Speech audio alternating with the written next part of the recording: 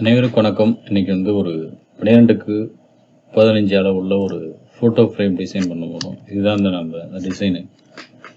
இந்த டிசைன் வந்து உங்களுக்கு ரொம்ப ஹெல்ப்ஃபுல்லாக இருக்கும். ஏன்னா இதை வந்து நம்ம ஒவ்வொரு விஷயமும் நம்ம வந்து நீட்னஸாக பர்ஃபெக்டாக வந்து நம்ம ரெடி பண்ணியிருக்கோம்.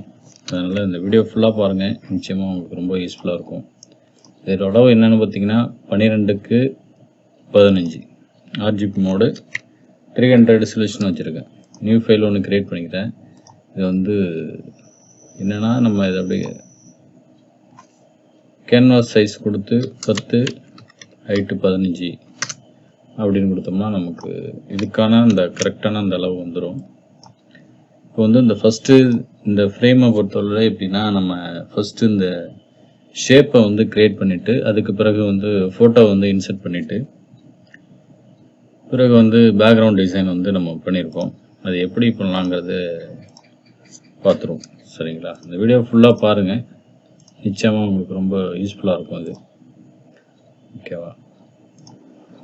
இப்போ வந்து ஒரு ஷேப் வந்து ஒன்று க்ரியேட் பண்ணுறேன். நம்ம எப்போதும் போல் சுற்றிலும் கார்னர் கொடுக்கணும் அப்படின்னு சொல்லியிருக்கோம். ஏன்னா நம்ம இந்த டிசைனை பொறுத்தளவில் சுற்றிலும் கார்னர் வச்சு நம்ம ஒர்க் பண்ணோம்னா டிசைன் பார்க்க நீட்னஸாக இருக்கும்.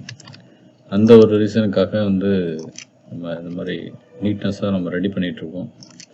இப்போ வந்து எப்படி நான் காப்பி எடுக்கிறேன் அப்படின்னா, ஷிஃப்ட்டு ஆல்ட்டு அன்டூ பண்ணிடுறேன்.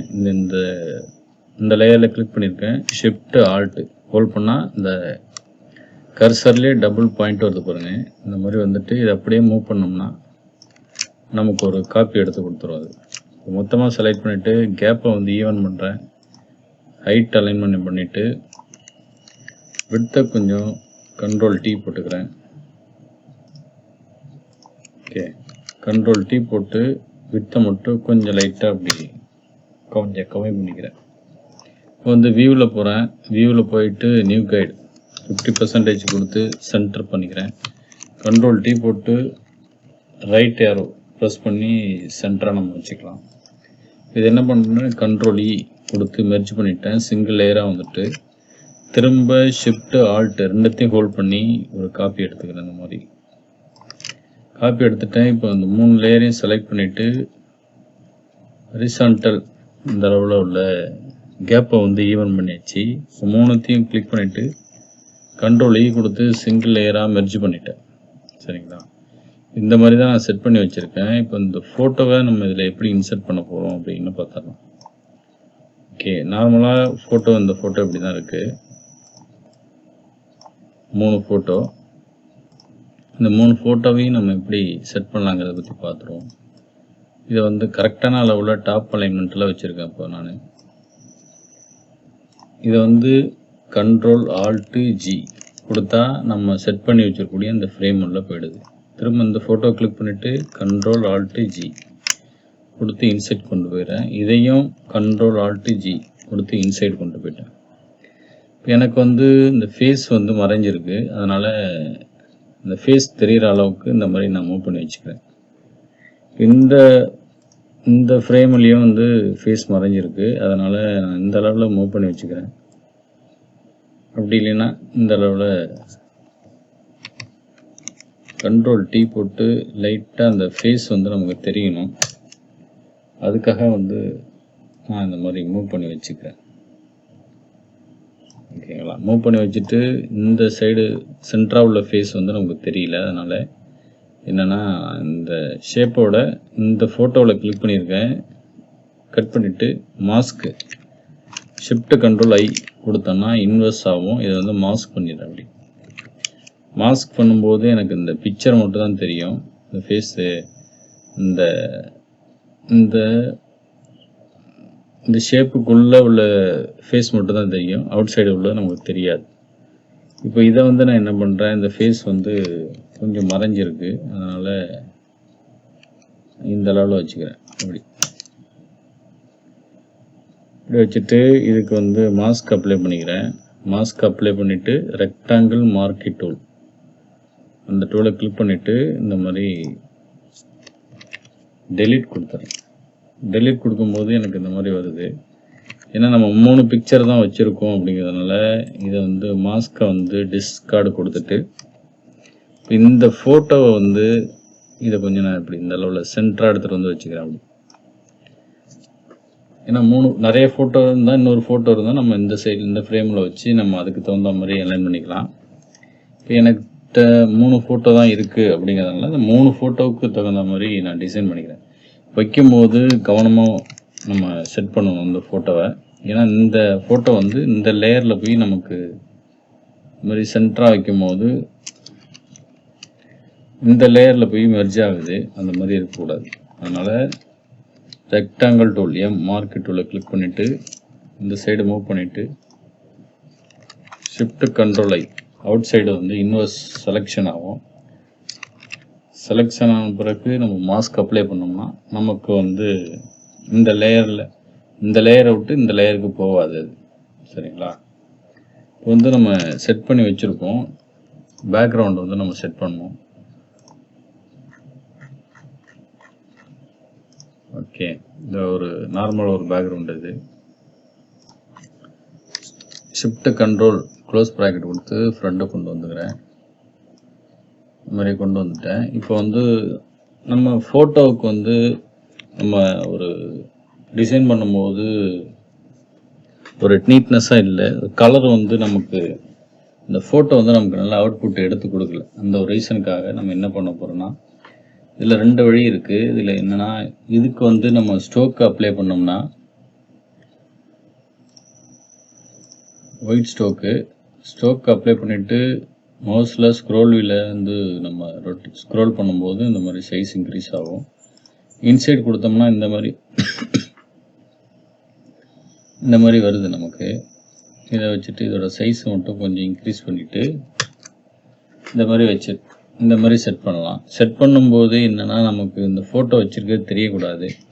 அதுக்காக வந்து நம்ம என்ன பண்ணுறோம், இதை வந்து மாஸ்க் அப்ளை பண்ணிவிட்டு இந்த லேயருக்கு இந்த மாதிரி நம்ம எரேஸ் பண்ணும்போது நம்ம ஒயிட் ஸ்ட்ரோக்கு கொடுத்துருக்கிறதுனால இந்த மாதிரி ஒரு மாதிரி இந்த பேப்பர் ஸ்ட்ராப் ஆன மாதிரி நமக்கு எஃபெக்ட் கிடைக்குது. அதுக்காக என்ன பண்ணுறோன்னா, இதை வந்து மாஸ்க்கை வந்து டிஸ்கார்டு கொடுத்துட்றோம். கொடுத்துட்டு ஸ்ட்ரோக்கையும் வந்து நன் பண்ணிவிட்டு ஒரு நியூ லேயர் ஒன்று போட்டு ரெக்டாங்கிள் மார்க் டூல் எடுத்துகிட்டு இந்த மாதிரி ஒரு செலக்ட் பண்ணுறேன். இந்த ஃபோட்டோவுக்கு உள்ளே வந்து ஒரு செலக்ட் பண்ணிக்கிறேன். Shift control N new layer control backspace அடித்து கலர் ஃபில் பண்ணிட்டேன். இதை வந்து பேக் கொண்டு போனோம்னா இந்த ஃபோட்டோவுக்கு பேக் கொண்டு போகும்போது எனக்கு கரெக்டாக அந்த ஒயிட் ஸ்ட்ரோக் வந்து நமக்கு கிடைச்சிருது. ஒயிட் பேக்ரவுண்டு கொடுக்கும்போது ஃபோட்டோ கொஞ்சம் அவுட்புட்டு நல்லா நமக்கு இருக்குது.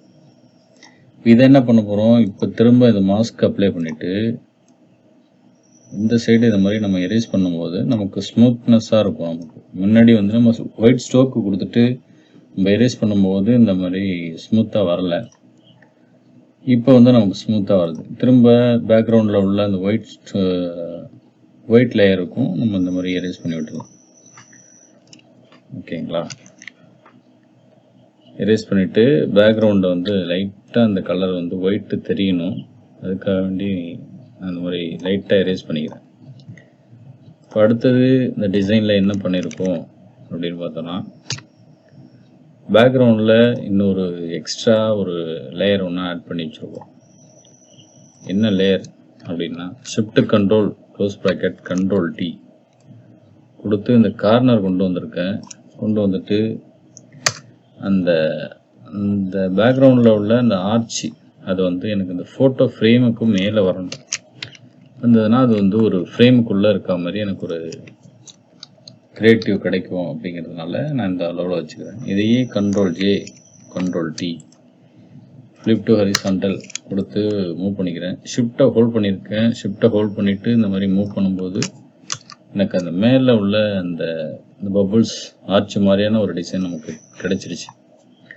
பிறகு இதில் என்ன இன்னொரு அட்வான்டேஜ் என்னன்னு பார்த்தோன்னா, இந்த லேயர்லேயே இன்னொரு கலர் மல்டி கலர்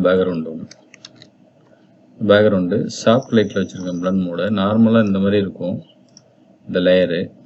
இதை வந்து பேக் கொண்டு வந்துட்டு இதோட மோடை வந்து சாஃப்ட் லைட்டில் வைக்கும்போது இந்த மாதிரி ஒரு எஃபெக்ட் கலர்ஃபுல்லான ஒரு எஃபெக்ட் கிடைக்கும். அடுத்தது என்னன்னு பார்த்தீங்கன்னா, இந்த ஒரு ஒரு மாடல் ஃபோட்டோ. நம்ம ஃபோட்டோ வந்து நெட்லேருந்து தான் நம்ம டவுன்லோட் பண்ணது. ஷிஃப்ட் கண்ட்ரோல் க்ளோஸ் ப்ராக்கெட் கொடுத்து மேலே கொண்டு வந்துக்கிறேன். அவங்களோட ஹேர் டீட்டெயில் எடுத்து வச்சுருக்கேன். அதையும் மேலே கொண்டு வந்துட்டு ஹேர் டீட்டெயிலை பேக்கு கொண்டு போயிட்டேன். அந்த ஃபோட்டோவுக்கும் பேக் சைடு. ஓகே, இப்போ வந்து மாடல் ஃபோட்டோ சென்டராக நம்ம இந்த ஃபோட்டோ தான் வைக்க போகிறோம். இந்த ஃபோட்டோ வைக்க போகிறோம். கண்ட்ரோல் செமிக்கலம் கொடுத்து நம்ம அந்த ஹைடை வந்து கிளியர் பண்ணிக்கலாம்.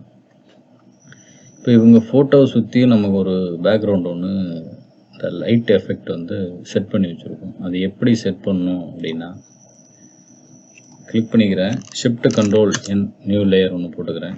நியூ லேயர் போட்டுட்டு இந்த பேக்ரவுண்டில் இந்த கலரை வந்து நான் சூஸ் பண்ணிக்கிறேன். சும்மா ஒரு ரேண்டமாக சூஸ் பண்ணியிருக்கேன். சூஸ் பண்ணிவிட்டு இதோட இதுலேயே கொஞ்சம் டார்க்கான கலர். ஓகே, ப்ரஷ் டூலில் ப்ரஷோட சைஸ் மேக்ஸிமைஸ் பண்ணுற அளவுக்கு நம்மளால் எந்த அளவுக்கு ப்ரெஸ் பண்ண முடியுமோ அந்த அளவுக்கு ப்ரெஸ் பண்ணிட்டு ஒரு 3 கிளிக் பண்ணியிருக்கேன். இதை வந்து மேலே கொண்டு வந்துக்கிறேன். இந்த லேயரை மேலே கொண்டு வந்துட்டு அவங்களோட ஹேர் டீட்டெயிலுக்கும் பேக் சைடு கொண்டு போயிட்டேன். திரும்ப நியூ லேயர் ஒன்று. இந்த ஸ்லேடரை மேலே இந்த மாதிரி மூவ் பண்ணுறேன். மூவ் பண்ணிவிட்டு க்ளோஸ் ப்ராக்கெட் கொடுத்து சைஸை ப்ரஷோட சைஸை டிக்ரீஸ் பண்ணிவிட்டு குறைச்சிட்டு நம்ம 2 கிளிக் பண்ணியிருக்கேன். திரும்ப இன்னொரு நியூ லேயர் ஒன்று போட்டுக்கிறேன். நியூ லேயர் ஒன்று போட்டுட்டு திரும்ப ப்ரஷோட சைஸை குறைக்கிறேன். குறைச்சிட்டு இந்த மாதிரி சைஸை கம்மி பண்ணிக்கிறேன். இன்னொரு நியூ லேயர் ஒன்று போட்டுட்டு இப்போ வந்து எனக்கு இந்த கலர் வந்ததுக்கு பிறகு என்ன பண்ணுறோன்னா எல்லோ கலர் அப்ளை பண்ணிவிட்டு ப்ரஷோட சைஸை கொஞ்சம் கம்மி பண்ணிவிட்டு இந்த எஃபெக்டில் வச்சுட்டேன். இப்போ ஒவ்வொரு இந்த பேக்ரவுண்ட் லேயர் இந்த கலரில் இருக்கட்டும். இதோட அதுக்கு மேலே உள்ள லேயருக்கு வந்து நான் பிளண்ட் மோடை சேஞ்ச் பண்ணுறேன்.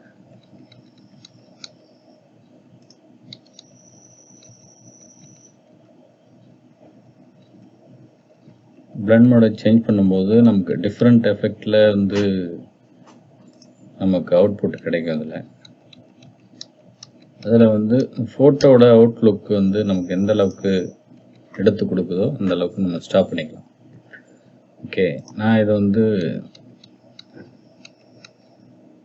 ஓகே இந்த ஃபோட்டோ இந்த எஃபெக்ட் வந்து ஃபோட்டோ கொஞ்சம் நல்லா நமக்கு எடுத்து கொடுக்குது. அந்த ஒரு ரீசனுக்காக நான் இதோட ஸ்டாப் பண்ணிக்கிறேன்.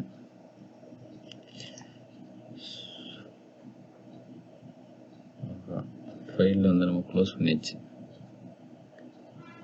சரி, ஓகே. இப்போது அது வரைக்கும் நம்ம இந்த பேக்ரவுண்ட் லேயரில் உள்ள அந்த கலரை வந்து நம்ம எடுத்து விட்டுட்டோம். ஓகேங்களா, அந்த பேக்ரவுண்ட் லேயருக்கு இந்த மாதிரி கலர் செட் பண்ணி வச்சுருக்கோம். செட் பண்ணிய பிறகு இந்த இவங்களோட பேக் சைடில் வந்து ஒரு எஃபெக்ட் ஒன்று ஆட் பண்ணி வச்சுருக்கேன். அது எப்படி ஆட் பண்ணேன் அப்படின்னா, ஷிஃப்ட் கண்ட்ரோல் நியூ லேயர் ஒன்று போட்டுக்கிறேன். அதுக்கு முன்னாடி நியூ லேயர் ஒன்று போட்டுட்டு இந்த கலரை வந்து இந்த மாதிரி சூஸ் பண்ணிக்கிறேன். சூஸ் பண்ணிவிட்டு இதுலேயே கொஞ்சம் டார்க்கான ஒரு கலர் ப்ரஷ் டூவில் எடுத்துக்கிறேன். ப்ரஷோட சைஸை வந்து குறைச்சிக்கிட்டு ஓப்பன் ப்ராக்கெட் கொடுத்தா ப்ரஷோட சைஸ் வந்து குறைஞ்சிரும். குறைஞ்ச பிறகு அவங்க பாடி ஷேப்புக்குள்ளே வந்து நம்ம அந்த ஷேப்பை கொண்டு வந்துடும். அந்த ப்ரஷ்ஷால் பெயிண்ட் பண்ணதை கொண்டு வந்துட்டு இதோட பிளண்ட் மோடு வந்து மல்டிபிள் அப்படிக்கும் போது இந்த மாதிரி டார்க்காக கிடைக்கும். ஓகேங்களா, டார்க்காக கிடைக்கும் போது நமக்கு அவுட்புட்டு கிளியராக இருக்கும். இப்போ இந்த ஒரு ஷேப் வந்து ஒன்று கிரியேட் பண்ணியிருக்கேன். இது எப்படி கிரியேட் பண்ணேன் அப்படின்னா, இது வந்து நார்மலாக ஒரு பேக்ரவுண்டு. இது எக்ஸாம்பிளுக்கு இந்த மாதிரி செட் பண்ணிவிட்டு ஒரு ஷிஃப்ட் கண்ட்ரோல் நியூ லேயர் போட்டுட்டு ஆல்ட் பேக் ஸ்பேஸ் அடித்து கலர் ஃபில் பண்ணிட்டேன். இந்த மாதிரி அவங்க ஃபோட்டோவுக்கும் பேக் சைடு கொண்டு வந்து வச்சுட்டு இதை கொஞ்சம் பெருசு பண்ணிக்கிறேன். பெருசு பண்ணி வச்சுட்டு இதுக்கு வந்து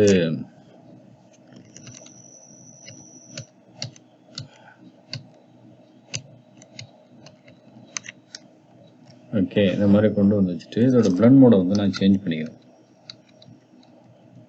சேஞ்ச் பண்ணும்போது எனக்கு இந்த மாதிரி ஒரு எஃபெக்ட் கிடைக்கும். அதையே வந்து கண்ட்ரோல் ஜே போட்டு ஒரு டூப்ளிகேட்டட் லேயர் எடுத்துட்டு அதோட பேக்ரவுண்டு சைஸை வந்து நம்ம ஒப்பாசிட்டியை வந்து ரெடியூஸ் பண்ணிவிட்டு சைஸை வந்து கொஞ்சம் பெருசு பண்ணிட்டேன். ப்ரெஸ் பண்ணிவிட்டு இந்த மாதிரி டெக்ஸ்ட்டு கொடுத்துருக்கேன். அப்புறம் வந்து இதுக்கு ஒரு சில பேக்ரவுண்டு வந்து நம்ம செட் பண்ணி வச்சுருவோம். இந்த சைடில் தெரியுது பார்த்தீங்களா, இது வந்து ஒரு பிரிக் பேக்ரவுண்டு. இந்த பேக்ரவுண்டு நார்மலாக இப்படி இருக்கும். அதோட பிளண்ட் மோடை வந்து நம்ம சேஞ்ச் பண்ணி வச்சுருக்கோம். சரிங்களா. அடுத்தது இந்த டெக்ஸ்ட் எஃபெக்ட்டு ஜூம் பண்ணி காமிக்கிறேன் உங்களுக்கு. இந்த மாதிரி இன்றைக்கி வந்து இந்த டேட்டில் வந்து அவங்களுக்கு பர்த்டே செலிப்ரேஷனுக்காக வந்து நம்ம ரெடி பண்ண இந்த ஃப்ரேம் எல்லாமே எடிட்டபிள் தான். சரிங்களா. நீங்கள் எடிட் பண்ணி யூஸ் பண்ணிக்கலாம். Ctrl+0 கிளிக் எடுத்து விட்டுக்கிறேன். இதை வந்து நான் சேவ் பண்ணல. சேவ் பண்ணாமல் நான் அதை க்ளோஸ் பண்ணிக்கிறேன். ஏன்னா நான் ஏற்கனவே சேவ் பண்ணி வச்சுருக்கேன். அதனால் இந்த ஃப்ரேமோட டிசைன் வந்து எல்லாமே உங்களுக்கு வந்து டெலகிராம் குரூப்பில் கிடைச்சிரும். சரிங்களா. அதுக்கு வந்து பாஸ்வேர்டு கேட்கும். பாஸ்வேர்டு வந்து வீடியோவில் ஷோ ஆகும். வீடியோ ஃபுல்லாக பாருங்கள், நிச்சயமாக உங்களுக்கு ஹெல்ப்ஃபுல்லாக இருக்கும். சரிங்களா. மறக்காமல் நம்ம சேனலை சப்ஸ்கிரைப் பண்ணி சப்போர்ட் பண்ணுங்கள் ஃப்ரெண்ட்ஸ். தேங்க்யூ.